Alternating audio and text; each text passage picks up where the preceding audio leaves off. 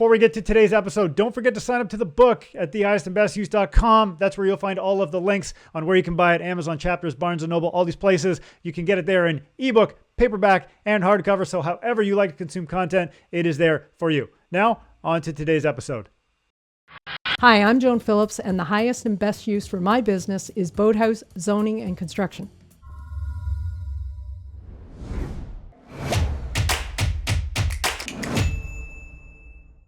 Thanks for tuning into the Highest and Best Use Real Estate Podcast, where we talk about techniques to optimize your land, structure, skill sets, and time, as well as the highest and best use principles to make your business more profitable, productive, and efficient. I'm your host, Ryan Carr, reminding you that good deals are found, great deals are created. And my guest on the show today, Joan Phillips. Joan, thank you for being here. Hi, Ryan. Thanks for having me. I appreciate it. This is so much fun. So 35-year vet in the industry, commercial, residential sector, project management, design. Like you've done it all. Yes, I have. I've got a lot of experience local. My background is design, project management. Mm-hmm. Primarily, I would say I've worked in the commercial industry, more on the corporate side, focused on master real estate planning for large clients. Mm-hmm. But primarily, I would say GTA, primarily Ontario focused, done a little bit of work in the US. But more recently, since the pandemic, I've been continuing on the commercial side, depending on the business, the busyness side of it. Mm-hmm. But some of that obviously changed during the pandemic. So, everybody's got to rethink, right? Yeah. So what I did was we currently, when COVID happened, the pandemic happened, we relocated to our cottage on a full-time basis. So we rebuilt, we had that plan. It just happened sooner than we thought. Not a bad thing, I guess. Right? No. Yeah. And we can continue to work from home. My husband's worked from home for years. He's in IT sales. And I've primarily worked more so at the office, but because of the nature and the change in technology, what you can do, it became very easy to interact with clients. And as we started to, come out of the pandemic, we were able to do that more. But during the pandemic, I was like, okay, if I'm not as busy on the commercial side, what should I do? So because we relocated to the cottage on a full-time basis, a lot of people, neighbors, family said, hey, you've got this background. You can help me do this. So I got involved in these projects. And before I knew it, it was just like word of mouth. And I got involved in all these projects just because of my background. And most of them, primarily residential cottage properties, lakefront water, projects near the water, essentially, is what I've been helping my clients with. Well, that leads us into what we're talking about today. So boathouse construction. I had this idea, I don't know, maybe like 6 months ago. I was like, I'm going to start this podcast. I really want to learn a little bit more about boathouse construction, how the zoning works, what the environmental protection looks like, and things like that. Plus, on the construction side, how are they actually constructed and how are they built? So you've been quite successful at this. Yes, it varies. How does somebody identify a good opportunity for a boathouse lot? Well, for a boathouse lot, one of the biggest things, number one, does it, if you're purchasing a property, does it have an existing boathouse? Because there's many lakes that, because you have an existing boathouse, will allow alterations, upkeep, that sort of thing. But if there's not a boathouse that already exists, chances of getting one are very slim on most lakes. So that's interesting, though. Very slim. That means there's an opportunity. There is. Really? Okay, I can't wait to get into that. There is. That seriously excites me. Yeah. It is exciting.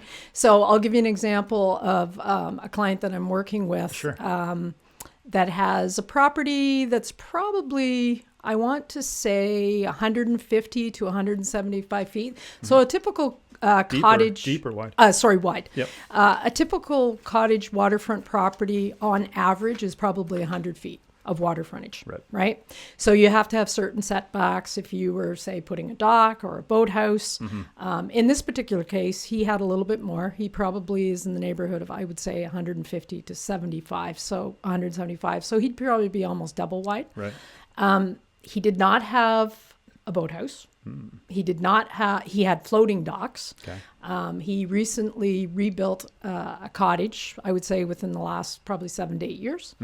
And he was really focused on wanting to have a boathouse, primarily because he probably lives about 3 to 4 hours from the property. Yep. And, up there's concerns about how you secure things. So that's like vehicles, boats, any of your toys and things like that. So storage has become a real issue on properties, especially because you also have requirements whether you can put accessory buildings on your property too. Does a boathouse count as an accessory building? Absolutely. It does. Absolutely. So you can't have a nice big bunkie or a shed or something like that. You got the boathouse or you get the bunkie, but not both. You have to. Typically, most municipalities, so if the cottage is the primary building and it's a certain square footage, it has rules around how much it can cover the lot, the setbacks. But the accessory buildings typically cannot exceed 5% of your overall lot. Only 5? 5%. Because in the cities, you're typically 10. Yeah. Ish. Yep. Depending. So again, that's the reasoning behind, they want to be able to protect the environment. Yep. A lot of them have obviously, rules around setbacks from the waterfront. The old rule, and you've probably heard of like shoreline road access and all of those types of things. Well, a lot of people say, do I own my shoreline road? Do I not own my shoreline road? So, and a lot of people honestly don't know if they do or not. So these are one of the questions when you're going through and you're purchasing a property, you should always ask that question. Yeah. So this is the property I'm buying.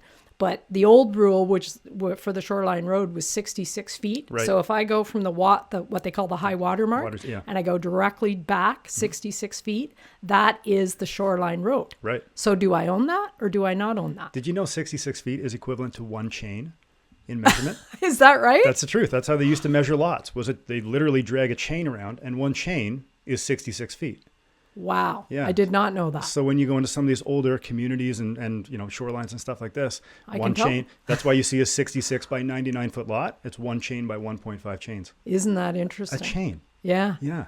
So the reason for shoreline roads was back in, this started probably, in the 1800s. And this was like, before vehicles or boats or, motorized boats or anything like that. So if you're ever out on the lake and you were, stranded for whatever reason, that would give you the right of way to be able to get off that property. That's right. So or off the lake. So it's interesting, but it's interesting when I speak to most of my clients because the first question that was asked when I was doing this other property that I was referring to, the first question they asked the municipality was, do they own the shoreline road? Really? And how do you identify that? Typically through your deed. So the deed will have, but it's hard to go into the deed and say, oh yeah, there it is, right there. I can tell. So typically a lot of people would have to go to a lawyer that perhaps through, maybe the lawyer that they use to purchase the property, or if it's a very old property, chances are they do own the shoreline if it's been handed down through families. Right. It's more typical nowadays that it's coming up more and more. So municipalities held back on that, but now you can still purchase the shoreline roads.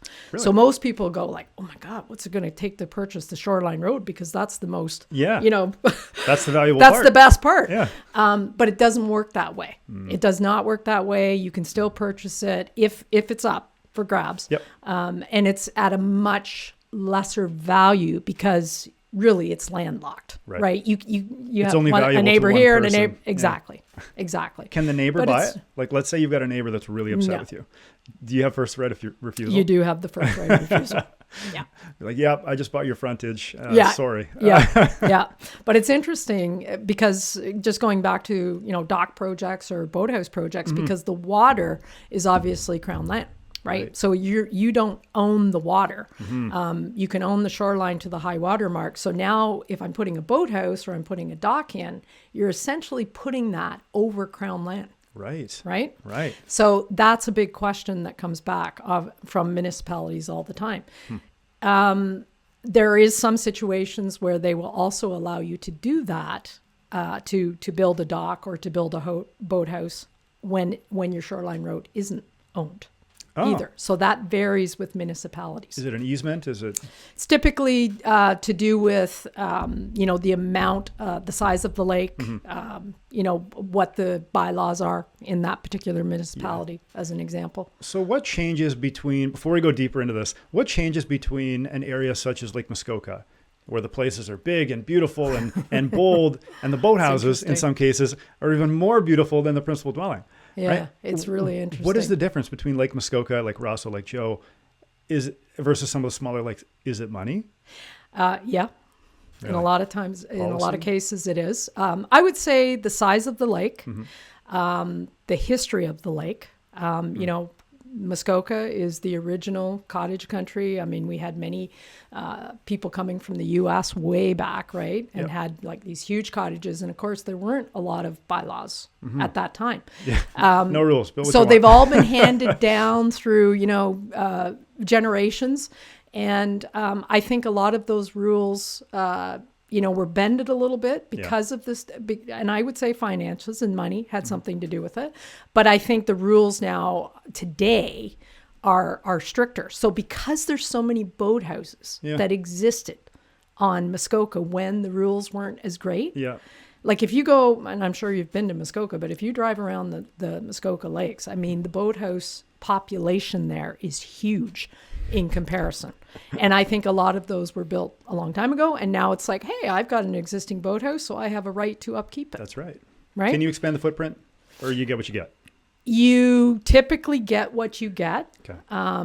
There is the outside chance you can go through things like minor variances. Typically with boathouses, though, they're pretty strict. If you have this existing size, they're not going to let you go beyond that size. Or if they allow them on lakes, you know, like our lake as an example, in Hastings Highlands, they will allow you a certain size of boathouse. But again, you have to be within that 5% of total accessory buildings. And you have to be at a limited size. And you have to have a certain width that a dock or a boathouse would only cover the frontage. So it's not like you can say, oh, I'm taking my whole frontage. Yeah. So if you've got 100 feet of frontage, you can only cover a certain percentage A certain of that. percentage. Interesting. And it varies. It's not 5%. It would be significantly It's, you know, I would say it probably varies from, I would say, 25% to maybe 35% in most jurisdictions. Gotcha. But again, they do vary, right? Okay. Those jurisdictions do vary. Yeah. In terms of zoning, so what type of zoning would you need to build a boathouse? And how is that affected, or how does that affect anything, if at all? So a couple of the different projects that I've worked on, if the bylaw was there to say that, okay, I have an existing boathouse and I can go through and I can do an upkeep. If there was any structural change to the boathouse, you would have to apply for a building permit. Okay. But because it exists, it's not like you would have to go through any rezoning. The only thing that you would have to go through any kind of rezoning on is if you said, I want to make a change to the boathouse. Gotcha. So I want to, you know, put an extension to the width. I want a 3-slip boathouse for my gravette. Yeah. Chances of getting that are slim. Like if you go in small increments and you have a very good reasoning behind it, then they will consider it. The other thing that really drives it is the size of the motorized boats that are allowed on any particular lake. Interesting. Right? Bigger lake, bigger boats. Bigger lake, bigger boats. So you may have, you know, different needs. There's a good justification. So it is a really good justification. Like so that. I've had some of those situations come up where I've had to say, okay, you know, this existing size boathouse, because of the new situations with different boats and things like that, sea-doos, whatever it might be, right? And there's so many different types of now boathouses that you can do. You can do dry land boathouses. You can do rail systems. You can do wet slip boathouses. So a boathouse on the water could be a different application than a boathouse at the water's edge, but on land. Correct. Oh. Yes. Wow. But it's still, the rules are pretty similar still. Okay. Where you get into a little bit of trickiness when it comes to the boathouse on the land is now there's so you have the shoreline road, right? So now I'm building something, but it's not on my property, right? So that's a little, and then you have what is called in most municipalities or towns, what they call a vegetative buffer zone. So a vegetative buffer zone is typically anything from, okay, now my place of residence or my cottage is here, and I have whatever I was allowed. So it could have been the old 66-foot rule. Most rules nowadays is 100 feet. 100 feet. So now when you think about the properties that are available, you have to be 100 feet. Like say if you were buying a vacant lot, you would have to be 100 feet from the high water mark. Right. Well, there's many lots and I've gone through a few of them. Some lots that aren't 100 feet deep to begin with. You can't even do that. So why would you? So it's really, really important for clients to, before they purchase a property, whether it's, a vacant lot or whether it's an existing cottage, to really check out a lot of things before. And, a lot of times it's an emotional decision, right? I just want this cottage. Yeah. And you really have to sort of step back and say, okay, let's make sure we do our due diligence. I always talk about, master planning. Think of the things ahead of what you want to do, including, whether it's on the water or on the land. Yeah. So vegetative buffer zone is a big one, because of all the environmentalists, which obviously is very important in controlling carbon footprint, all of those types of things. So what we're seeing is a lot of control around that vegetative buffer zone, and they're only allowing certain amounts of things to be going in there. I mean, even to the point where, I'm not kidding you, I had people calling me saying, hey, can I cut a tree down in my vegetative buffer zone if it's falling down? Yeah. Can I do things to make sure that, my property is safe? Uh-huh. And I mean, that's how far it's gone. Really? And the control. Can I mow my lawn? Like things like that. So it's amazing, some of the rules and some of the, things that people think they can and cannot do. Right. How do you prove how do you prove the buffer zone is in fact some type of a protected area outside of policy? Like, are there special trees on the, how do you know? Are, so a lot of the zoning is what they call waterfront residential. Okay. And that is usually if you're on any kind of municipal road, that is considered a formal municipal road. A lot of cottages, though, are on private roads, right? Right. That are looked after by owners. So those are usually called limited service residential. So it means that, you probably, your taxes may be slightly lower, perhaps. Because there's no snowplow, no garbage. Right. Yeah. The roads aren't looked after, obviously, right? And so now when you get into, and then you can have properties that are considered environmental protected zones, which are things like wetlands or, so if you're on one side of the lake and there's these different types of areas, so you can go on to some of the different municipalities have GIS mapping. You can go right into it. Best. They're so good to be able to look down. Like if they're current. Oh, they're fantastic. It's amazing to look down and say, okay, this is where my property It really is. helps my cause, because here's the other thing that always comes up is the first thing I will typically ask people if they ask for help. I'll say, do you have a survey? Yeah. And they'll go, I don't know if I have a survey. Yeah. And surveys are really, really important. Yeah. So whether it's existing survey, whether it's a new survey, municipalities will typically ask for surveys. And if you don't have a survey, sometimes they'll accept old ones, but sometimes certain municipalities won't. And surveys are unbelievably expensive to get. For waterfront. Wow. Yeah. Like people just kind of go like, oh my God, I didn't expect this. So what's the difference? Because in town, you're a couple $1,000, $3,000-$4,000, depending on the survey, depending on the lot size. What's the difference for a rural property? I wouldn't say maybe not, the expense, but sometimes the properties are larger. They're harder to get to. The terrain of the property is much more difficult to survey. So I would say on average, I'm seeing surveys, for small lots, $4,000, for large lots, sometimes up in like $10,000, $12,000. Really? $1,000 for a survey. Oh. And the biggest problem, of course, is when you can get them done, the lead time. Yeah. So, if I coordinated a few last summer, they're now just scheduling them in February and March. Oh my goodness. And then it takes them probably a 3-month turnaround time. Yeah. So they're extremely busy. And it's one of those things that people just go like, well, I want to build like this summer. Yeah. And you're like, well. And I'm like, well, put the I brakes don't know on, about Charlie. that. Yeah. I had, I don't know if you know Dave Comery from IBW Surveyors, but he's a co-owner of IBW, and they're the largest surveyor in Ontario. I definitely know the name. And I mean, they've got hundreds and hundreds and hundreds of projects on the go, just like tons. And some of the stories that he was telling me, it's incredible what these guys find. Yeah. Like it's just the lots and the parcels and the history. I know. And what they have to dig up to make sure that they reference the proper thing is incredible. Yeah. Surveys are, that certainly helps my cause, right? So the first thing I do when I don't have a survey, I'll advise, the client. But then I'll typically go to the GIS mapping. Yeah. And I'll look at that and say, okay, this one is zoned this way. Ballpark, this is where you are. And this is what, I'm guesstimating at. First thing I'll also do is look at the bylaws for any municipality, make sure that they're aware of them. But most people dive in head first. And the first thing they want to do is, I want this and I'm going to design it. So they spend all this money on these design features only to find out that, I can't really do that. Yeah. But they've already spent the money. Just a quick break mid-episode here. Thanks for tuning into the podcast. Don't forget to sign up to the book, thehighestandbestuse.com. You can find it on all the major platforms, Amazon chapters, Barnes & Noble. You can get the direct links at thehighestandbestuse.com. Now, back to the episode.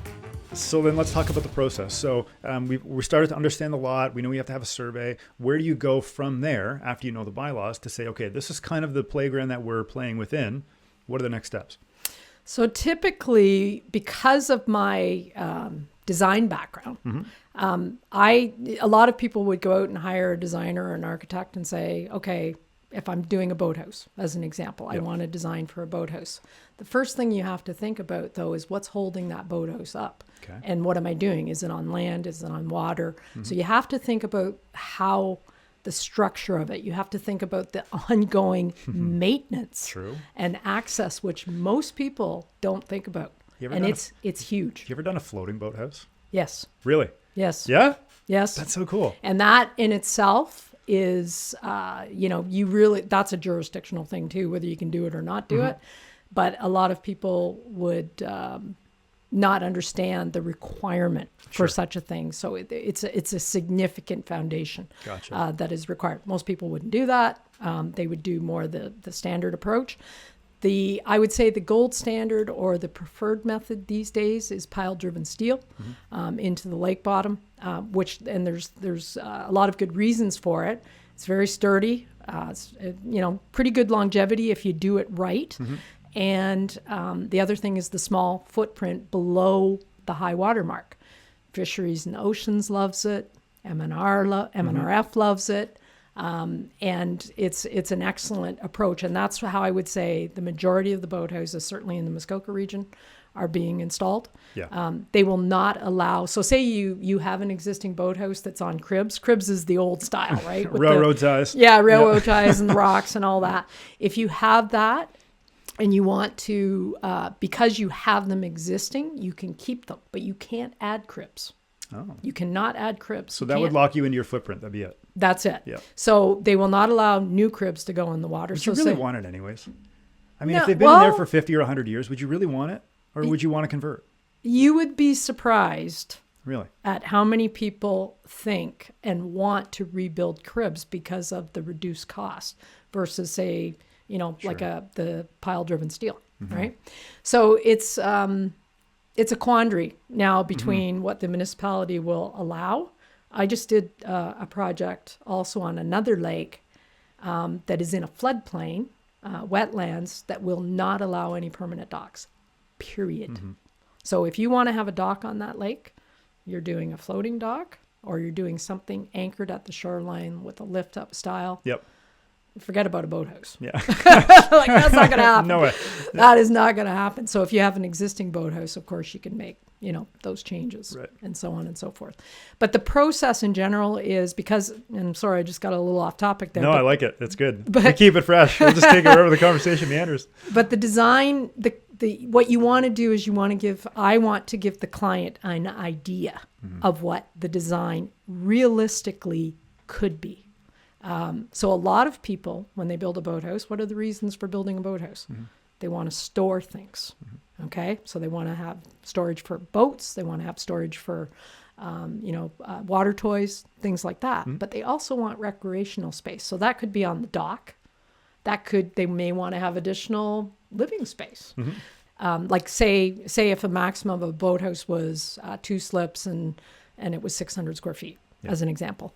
They would allow you maybe in some jurisdictions, a 10% to 15% size expansion increase. But they would never allow you to go up. Really? No. Certainly not in most jurisdictions. Now, going back to those boathouses in Muskoka, so many of those boathouses were built in that fashion. Yeah. Right? Yeah. So now they have all these boathouses, and they went, what was that, like 3 years ago when all that flooding happened there? Was it 3 years ago? Yeah, about that. And oh my God, everything was coming down. And so, now they've had to rebuild a lot of those boathouses. So when you get like a really good planner that you're a planner working on behalf of the client, they will go to bat, and persistence is everything with these jurisdictions. Really? To say, give examples. Hey, they know everything. They go into the sites, they look at the minor variance meetings, the municipal meetings, and they say that example was able to do this. Why can't I do this? Right. So you're almost into like a character of the neighborhood type of thing. Absolutely. At that point. And character of the neighborhood is very important. That's one, like if you're going through a minor variance, that's one of the 4 tests is, are you in character with the neighborhood? Right. So you can, you don't always, you have some leeway from the bylaws, but you really have to know, and you have to go about it in the right way. Because if you go into, like, say, a committee of adjustment, and you basically just say, well, this is what I want, and therefore I should get it. Right. You're never going to get it. I always took the approach whenever I'd have to go to committee, and it was like, is this minor in nature or is it minor in impact? Because if everybody asks for things based on, numbers, metrics, sometimes, 6 inches is no big deal. Sometimes it is. Right. But like if everybody's living up on a hill and you want a boathouse down at the bottom and you need an extra 1.5 feet of height to get your whatever boat inside, maybe that's no big deal. Yeah. But if everybody's grade level, that's a big deal. Yeah. And it's all in the way that you present it. Do you have to go to committee from time to time for clients? Oh, yes. Yeah. Yeah. Most of them now, of course, they all used to be in person. Now they're all via Zoom, right? Yeah. It's kind of convenient, really. It is. It's It nice. is convenient. And for the most part, I would say that clients let me look after that because they get into those emotional conversations, right? Yeah. And I always say, no. You just have to do this, and you have to understand, and you have to ask, in a way. So I've been able to, I would say, because those meetings are public, that's probably where a lot of the phone calls I get. Hey, I saw you in that. And I saw you got approval. So can you do my project? Yeah. So it's so I do quite a few of those. Certainly with the municipalities and towns, but I've also done them with. So in some jurisdictions, you have to deal with the municipality and the town. You have to deal with fisheries and oceans. You have to deal with MNRF. But guess what? In some of them, you got to deal with conservation. Sure. Authorities. That's a lot of layers. So what do you do when the town or all of these jurisdictions say no? Compromise. Compromise. Yeah, compromise. So I went through one recently where we wanted to do a complete permanent dock because, here's the other situation, Ryan, that's coming up. A lot of people and I'm going to put myself in this category, moving to the lake on a full-time basis, thinking like, hey, this is awesome. I can do this. Ooh, I'm too old. I can't pull out that dock. So now it's, the cost and the maintenance and everything. So when you think about floating docks, a lot of people like to have a large amount of space, whether it be for leisure, whether it be for tying up your boat or whatever it is. Those things are extremely cumbersome to look after, for a lot of people. So you really have to start looking at, what is reasonable. So in this particular situation, they just said, we can't do this anymore. And I have an elderly, parents or grandparents or whatever that I want to be able to get down to the dock, but I can't have them on a floating dock. Right. So a lot of people are looking at, different options for permanent. So in this particular case, we went and we tried to get a full permanent dock, like completely permanent, so that they wouldn't have to worry about anything like that. In the end, we compromised. They said no, and we compromised and said, okay, what about if we had this portion along the shoreline to ensure safety, and then the rest of it was either floating or lift up. Gotcha. And we were able to get that approval. That's good. Yeah. So it's just knowing those things in advance and making sure that the clients are aware of those situations because you know what? Many of them aren't. They just assume that, hey, this is my property. Like I can do, what I want with it. And a lot of cases you can't. What are some of the biggest challenges that you've had to overcome just in general? Like if you had to pick like the top 3 things that you bump into time and time and time again, what would they be? I would say timely response from not so much the client side. And again, I'm not going to name any names here, but especially during the pandemic, getting response from municipalities and getting answers was extremely difficult. So when I talked, in some cases, not all cases, and it could be, they're extremely busy. I mean, people were going up north in droves, certainly during the pandemic, and they have limited staff. And there's a lot of rules and things that they have to, but, part of the problem is they check the box. And a lot of times you have to say, but hold on, this is common sense. This exists. That doesn't exist. So can we not have a discussion around this? So trying to have a discussion with that individual live is very difficult. Strictly email. Yes. Back and forth. And there's you can't get the sense in an email. So when you have a conversation, you can hear the tone in the voice, and that's the thing. Tonality is so huge. It's huge. Yeah. It's huge. So I would say that for sure is big, because most clients will come and say, "Hey, I want to start this project in 3 months, or I want to build in whatever time frame." And so I have to advise them right out of the gates. That's probably not going to happen, and here's why. I've lost some clients because of that, thinking well, hey, if you can't do it, then somebody else will do it. Yeah. And I think that people have learned that, this is the process, and it takes time. And that's not even a real estate thing. That's just a human nature thing. It is. Right? That's got nothing to do with bricks and sticks and any of this. No. Nothing. It's just human nature. It is. So I would say that's a big one. The other big one is when you're allowed to build on waterfront, especially on projects near the water. So that's primarily the jurisdiction of fisheries and oceans, sometimes MNRF, but I would say more fisheries and oceans. So in different areas and different lakes, because of the fish habitat and the spawning, you will have different in-water timing windows that you can do work. Really? And it's extremely limited. Wow. That's a hidden thing that you wouldn't see unless you knew. No. Most people do not know about this. So I would say most lakes in southern Ontario are primarily so when fish habitat are spawning, it's typically anywhere from the mid-fall to sort of almost midsummer-ish. It's lake trout season. You can't build. Sorry. Yeah, exactly. Okay. Exactly. They're spawning right now. Yeah. So it's very limited. And some of the projects in nature, just because of what you have to go through. So you spend all this time in the off months doing all the requirements for the multiple permits that you might have to go through. You might have to have rezoning. You might have to buy your shoreline road. And the unfortunate thing, you can't do them all at once. Yeah. So one depends on the other. Oh my gosh. So you go, okay, I got this one. Now I go to the next one. And now I go to the next one. So it can take a very long time. What's the longest case you've heard? End to end. I would say about 1.5 years. That's not horribly unreasonable. Oh, end to end. Sorry, I'm talking about the planning process. Oh, no. I would say over 2 years. Yeah. Over 2 years. Yeah. But, I would say most for the planning process, the longest, I would say, especially waterfront projects. Yeah. Probably about 1.5 years. Yeah. And I say not horrible, like I say this tongue in cheek, because you go to some places in the States, you get a rezoning in 2 weeks, and you're building, shoveling the ground in a month. Yeah. Right. And then here, they don't even get back to you sometimes in the month. And you're like, oh my gosh. Oh, very rarely do they get back to you.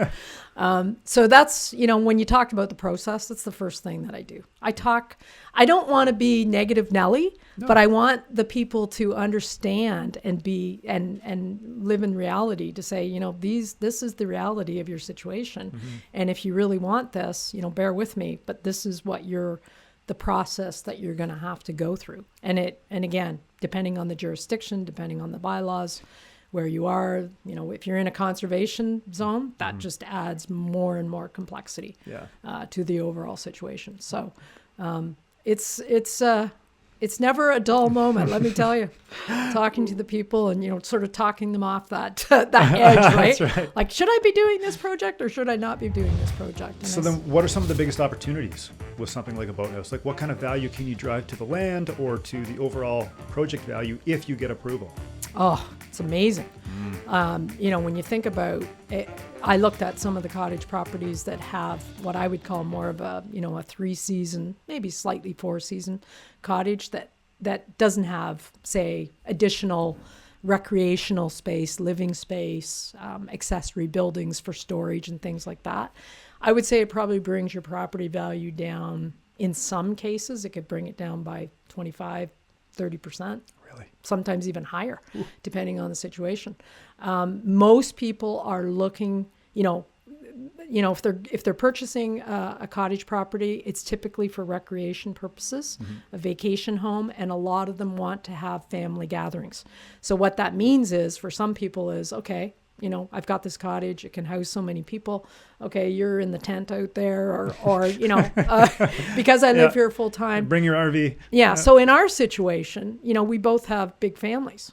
And so what we did, and thankfully we did it when we did, we were able to do certain things that honestly you can't do anymore. Oh, so timing was an issue. Yeah, timing is huge. So I think the best thing that we ever did when we purchased our property, which is now 20 years ago this summer, we looked at it from a master plan perspective. And, because of my background, I did. No home. I had it designed the first 3 months that I bought it. I'm like, this in 20 years, this is what we're going to do. Yeah. But it was looking at it from a master plan perspective and really seriously saying, okay, what can we do? Right. What can we do? So we knew a lot of those. I wouldn't say we knew everything. We learned a lot, obviously, through the process. But we knew quite a bit. And we knew that, hey, this is the one because we know we can do this, we know we can do this, and we know we can do this. Yeah. And it had an existing boathouse. That's highest and best use. I mean, like when you're looking at a property, what can we do as of right? What can we do in the future before the guillotine comes down and timing cuts us off? The calendar is, the biggest fight. Like, that's incredible. The fact that you were able to identify that beforehand and say, we're looking ahead and this is what we should be doing now. Yeah. So that's usually what I do with clients now. As soon as they come to me, I'll say, okay, you're talking about a boathouse. Let's talk about your property. So I bring it back and say, Zoom it out a little bit. Let's talk about the property. What do you want from the property? So I know you want this, but let's make sure that we line this all up and make sure that, you have what I would call a high level of feasibility or master plan. Yeah. I do that all the time in the commercial business, right? I mean, that's what it's all about. You have to give an idea. You have to make sure that it's feasible. It has to line up with a budget and has to line up with a schedule. And if it goes off that track in any way, then you're accountable, obviously, to the client, right? And it's like, well, what happened here? Yeah. Right? So backing it up and really looking at it in a more thoughtful, planful way, I think is, what I would say is the opportunity that I present to most of my clients. And a lot of them go like, wow, I didn't even think about that, with this particular property, or maybe I should do that instead of this. Yeah. So that's, I would say, the opportunity. So let's go down the budget path here. We'll talk about built form and how these are constructed, and also cost. So you had mentioned, feasibility. If somebody's looking at, let's say, a 600 square foot boathouse, that's probably enough for one slip plus some wiggle room on both sides. One story, what would that typically cost to construct if you're driving piles and it's stick framed? That's a good question. Are we looking at $1 million? Not quite. No. Depending on where you build it, depending on how busy the contractors are. In Muskoka, that would be considered an extremely small boathouse. Right. It would be like the servants' quarters or something. Yeah. I would say at least $450 and up. Gotcha. A square foot or 1,000? 450,000. So square foot wise, I would look at the building different than I would from the dock. Right. And depending on the materials that you would use for the dock, above and beyond the pile-driven steel, you could be using, the new cedar decking, but then they have the new resins and all those types of things. Those are probably like 3 times the cost. But now you have to look at, that's a first time cost. What about the maintenance point, over a period of time, right? And can I look after it? Right. Can I realistically look after it? So I would say, you know, one that I just did, which was approximately 600 square feet. Yep. Quite a bit of dock space because of the size of the property. They were able to do a bigger dock space. Mm-hmm. So when I'm saying bigger dock space, I'm talking like 1,500 square feet of dock. That's a lot of dock space. You can have a good gathering. That's a lot of dock fishing space out there. Yeah. Yeah. And, you know, part of the boathouse sits on that, but that's a lot of dock space. And then typically, if you're doing things like wet slips, you can get into very, very pricey systems to bring boats up from the water. The newest style, which I personally, I'm probably going to get involved in one soon, but the newest style is what they call the platform lift. Yeah, where the floors come up under the boat. The floors come right up. So now in our, like as an example, in our boathouse, we have boat lifts that are just hung. They go right down into the water. Yep. Obviously, the slip is still there. The boat comes up, and we keep them in there for storage. But we don't have that floor. So now what you can do with these platforms is they come up, and when the boat is, so now you say, okay, I'm going to take my boat and I'm going to dock it over there. They have a situation where they have, rollers that the boat or the Sea-Doo or whatever would sit on. They're all removable. Wow. So now you can have this indoor space that is completely added space. So the cost of those versus, say, the cost of a regular slip. Significantly versus, if you're on land and you have one of those rail systems, whether they even allow that, they are considerably different in price. Yeah. So that really can bring up your costs considerably. Yeah. So it really depends on, what you're trying to do and, what you're trying to store. And, steel piles alone, like what would to have a set of steel piles installed? Maybe it's 4, 6, 8, like depending on the build. Like what are we looking at? Oh boy, for the structure alone. Yeah. For something like that, you're probably talking, if it's a large dock like the one I was just referring to, you're probably talking about $150,000. Really? Yeah. Just for the dock, not even for the boathouse. Not even for the wood that goes on the dock. I'm talking about in some cases, depending on the materials. The other thing that's very dependent, Ryan, is the depth of, not so much the depth. Well, yes, actually the depth of the water matters. So if I'm building a boathouse, and I'll give you an example of our boathouse. When you come into the end of our boathouse, the depth of the water is 12 feet deep. So you have to have a certain depth of water to have a wet slip. Right? You got to be able to drive your boat in the water and bring it up, right? So because of depth of water, that's why some people decide to go and build boathouses on the land because they don't have the depth in the water. Right? Gotcha. So now if you're further out into the water, now you have to put that steel pile down. You have to go into what they call the overburden. So you have to, as you're putting that pile down, it has to meet resistance. And that could be the bedrock. It could be, maybe there isn't particular bedrock and it has to go down further. Like a friction pile. Yeah, exactly. So the sense of the contractor that's doing it will get a feel of when the pile hits that overburden, they'll say, okay, that's it. Well, one pile, depending on the depth, one pile could be like 40, 50 feet long. Yeah. So even on the shorelines, like if your shoreline is 1 foot or 2 foot, you could still have a pile that has to go down 20 feet or more to be able to hit that overburden. They're welding piles to piles to piles. Because, that's exactly what they're doing. Yeah. That's exactly what they're doing. The other thing I think that's really important, and this is something that we've learned through the process, is protecting your steel. So making sure that in a lot of cases, a good builder will put marine coating on the steel. Because is that galvanizing or is that different? Galvanizing is very different. Okay. You can do that too. Your price will go up enormously with galvanized. But with just a regular steel, number one, you want to make sure that it's obviously a quality steel, right? That's a biggie. I'm looking for discount steel. That's a biggie. Looking to build a $2 million building on discount steel. Yeah. That's a big one. And then I would always ask the question, hey, how can I protect that steel? Because you know what? This is a huge investment. Yeah. It's not easy. Once that boathouse is built or once that dock is built, you're in it. And you have to repair that, it's not easy. So you have to think about those things too. And how do I get to it? So what is marine coating? Is it like epoxy or is it? Yep. Really? Yeah, it's specifically meant for, a lot of them, like there's many different specifications out there. I kind of just, I learned through actually a dock builder about what the, some of the best quality ones are. I honestly can't remember the names of them right now, but there's many of them out there.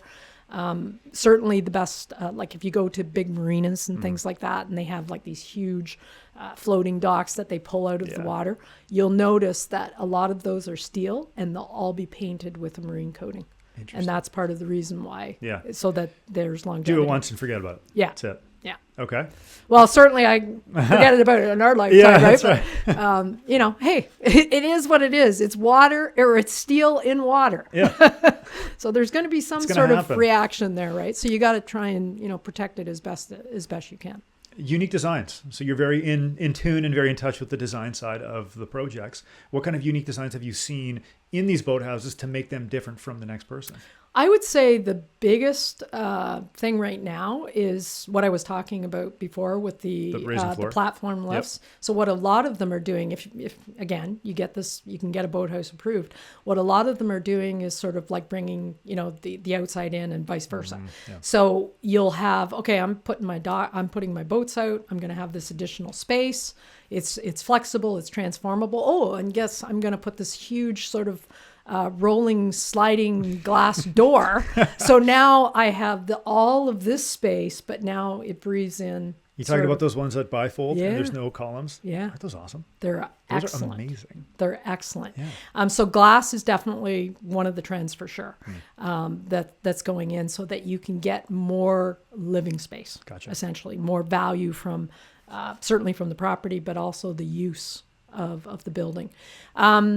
People were really focused on trying to, get those living quarters. But I think a lot of that, again, depending on the jurisdiction, I think they're becoming, the spaces are becoming flexible living spaces without actually building them that way. Gotcha. Right? Gotcha. So things like compost toilets, huge requirements because technically, although some of the boathouses do have water closets or washrooms connected to a septic system. They may have their own septic systems. Right. Or a lot of them will have holding tanks. But again, very slim to none that you're allowed those types of things. So a lot of people are going with compost toilets. So, depending on the geography of your land, you can get people going to their boathouses and staying at their boathouse all day. Yeah. Right? Because it's like, hey, I don't want to hike up that way. Yeah. Some of them we have one on our lake. We call it Don't Forget Your Beer. That's right. That's the Don't Forget Your Beer. Like, I'm not thirsty. By the time you get to the bottom. Yeah, oh yeah. My gosh. So those types of things are becoming extremely important. The other thing is people want to have utilities. They want to be able to have electric. Obviously, you need that for any kind of platform lifts or garage doors or things like that. So running utilities, making sure that you're allowed to do that. Yeah. Because in a lot of cases, you might not be able to do that. That's a good point. So that's a biggie in your planning process. And then I would say, with the numerous water toys that are available nowadays, a lot of people think like, those big lily pads. A lot of people buy those lily pads and then they roll them out. And then they have fun all summer, and then they go, oh, where do I put this? Where do I put this thing? Yeah. Or these big trampolines, and and then if you have if you're a distance at all from your storage areas, like what do you do with this stuff? So, I would say a real focus on being able to store things, have the vacation recreational things that you're looking for to be able to enjoy your property. But also trying to make it as maintenance-free as possible. Yeah. Right? So that's all about the types of spaces, the types of materials that you use. Most people, honestly, they do not think about it. They really don't think about it. How could you not think about it? Yeah. Well, I guess that's why they hire you. Exactly. Right? It's amazing. Yeah. Yeah. I said to my husband, one of the things that we fell in love with our property was we have big, very high pine, like very natural terrain, and that's what we love. I mean, when we envision a cottage, that's what we envision. Many people will envision something different. Looking after the trees alone, because of the size of the trees, is huge. Like you really got to think about, wow, that takes a lot of work. Sure. Do you guys maintain that yourself, or do you hire that out?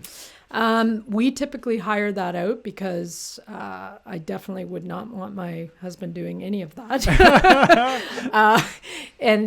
nor myself. Like, there's real safety aspects to it, and depending on the geography of the land, most people, if you have any kind of terrain or any size of tree, number one, you got to find out, can I actually do something with that tree? Am I allowed to do something with that tree? True. And then it's like, okay, how do I do it? And how do I manage it? So if it's small things, that's nothing. Mm-hmm. It's just, it's really thinking about looking after it. And, you just have to think about those things. The rest of it is all enjoyment. You get a lot of enjoyment out of it. So right? Once it's built, once it's constructed, once the trees are safe, and once your building is nice, you just enjoy. Exactly. This has been so much fun. On this side of the mic, I can tell you've got such a zest for what you do, both like on the personal side, owning your own cottage and doing the boathouse and all this, and then on the professional side, like you're just so fluent with it. And it's been a treat to have you here today. Thank you. Thank you for being on the show. Thank you for having me. And just in closing, I would say, anybody that's thinking about purchasing a waterfront property, doing these types of projects, life is short. And I would, if you have any kind of inclination towards that, I would, not hesitate for a moment. But what I would do is just think about it, what you can do, get some advice. And if you do that, I think you're that much better off. Where can people find out more about you? You can contact me at my Gmail account. So it's joan.4133phillips@gmail.com. Excellent. And we'll link it up in the show notes. Thanks again for being on the show. Excellent. Thanks, Ryan. I appreciate it. Thanks again for listening to the Highest and Best Use podcast. Don't forget to sign up to the book, that one over there at thehighestandbestuse.com. I'm your host, Ryan Carr, reminding you good deals are found, great deals are created. Like, share, follow, and subscribe, and we will see you on the next episode.